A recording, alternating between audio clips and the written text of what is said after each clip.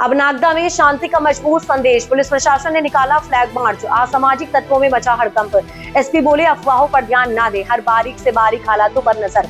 थाना नागदा क्षेत्र में कल रात शांति सौहार्द एवं कानून को कुछ लोगों द्वारा बिगाड़ने का प्रयास किया जा रहा था और नागदा पुलिस बल के साथ साथ थाने के बल नागदा पहुंचे थे और हालात पर काबू किया था, जिसके बाद व्यवस्था को सुदृढ़ बनाए रखने के उद्देश्य से आज नागदा पुलिस एवं प्रशासन द्वारा शहर के प्रमुख मार्गों एवं संवेदनशील क्षेत्रों में फ्लैग मार्च का आयोजन किया गया। फ्लैग मार्च थाना नागदा से प्रारंभ होकर मिर्ची बाजार, राजीव कॉलोनी, चंबल सागर कॉलोनी, खिलकीपुर, चंबल मार्ग, काल भैरव मंदिर, थाना चौराहा, पालिया रोड, माहिदपुर नाका, बस स्टैंड, जवाहर मार्ग होते हुए कोटा फाटक पहुंचकर संपन्न हुआ। इस दौरान एसपी देहात अभिषेक रंजन, एसडीओपी आकांक्षा बछोटे, तहसीलदार मधु नायक, तहसीलदार सुभाष सुनने, दिवेश गोखले एवं थाना प्रभारी नागदा अमृतलाल गवरी, ऊर्जा डेस्क प्रभारी योगिता उपाध्याय, थाना बिरला ग्राम प्रभारी जितेंद्र पाटीदार, अन्य प्रभारियों के साथ नेतृत्व में पुलिस बल ने क्षेत्र भ्रमण कर सुरक्षा का भरोसा दिलाया। उज्जैन एसपी प्रदीप शर्मा ने आम नागरिकों से शांति बनाए रखने की अपील की तथा सामाजिक तत्वों को स्पष्ट चेतावनी दी कि कानून व्यवस्था बिगाड़ने वालों पर सख्त कानूनी कार्रवाई की जाएगी। फ्लैग मार्च के माध्यम से पुलिस ने क्षेत्र की स्थिति का जायजा लिया एवं लोगों से आग्रह किया कि अफवाहों से बचे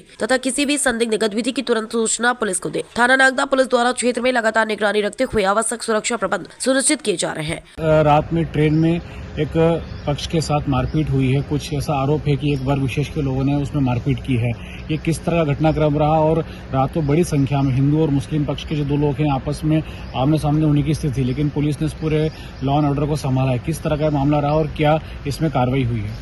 कल रात में जीआरपी थाने से नागदा से सूचना है कि ट्रेन में दो पक्षों के बीच में विवाद हुआ है, जिसके संबंध में जीआरपी पे, क्योंकि ट्रेन जीआरपी रतलाम की तरफ से आ रही थी तो जीआरपी रतलाम में मामला दर्ज किया गया, 0 पे यहाँ कायमी कराई गई।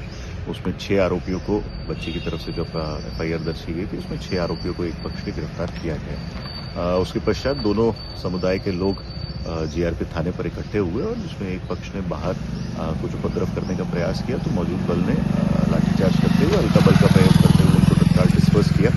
अभी स्थिति बिल्कुल सामान्य है। कल रात भर हमारे एडिशनल एसपी एसडीओपी खाचरोद और करीब 7 थानों का बल लगातार पेट्रोलिंग करता रहा। आज भी हमने करीब 200 का जो फोर्स है वो यहाँ पर डिप्लॉय कर रखा है। दोनों पक्षों से हम लोग बातचीत में हैं। जो जीआरपी के सीसीटीवी कैमरे हैं वो जीआरपी पुलिस देख रही है और अग्रिम विवेचना के लिए जो पूरी केस डायरी है ये रतलाम जीआरपी को स्थानांतरित की जाएगी। सर, आप लगातार इस मामले में स्थिति पर नजर बनाए हुए हैं। किस तरह से आपको लगता है आगे इस पूरे मामले में शांति बने रहने वाली है या क्या आपको इसमें आगे और क्या लगता है कि शहर के अंदर माहौल शांत रहे, इसके लिए किस तरह की व्यवस्थाएं जो है, क्योंकि आपने बताया फोर्स तो लगाई हुई है, और इसके अलावा और क्या व्यवस्थाएं पुलिस के द्वारा की गई हैं? हम सभी लोग यहाँ पर देर रात से ही मौजूद हैं। सभी पक्षों से हम लगातार संपर्क में हैं। जिनके द्वारा बदमाशी की गई है उन सभी के विरुद्ध एफआईआर दर्ज की गई है। मैं आप सभी से अनुरोध करना चाहूंगा किसी प्रकार की अफवाह का ध्यान ना दें।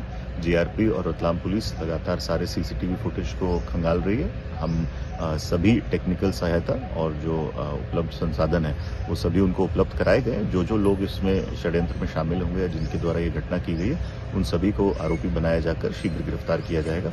7 लोगों को ऑलरेडी हम लोगों ने हिरासत में लिया है, जिनको माननीय न्यायालय में पेश किया जाएगा और उनकी पुलिस रिमांड ली जाएगी। सर, पीड़ित पक्ष का कहना है कि रतलाम से ये लोग चढ़े थे, तो आरोपी कहाँ के रहने वाले, नागदा के, खाचरोद के या रतलाम के?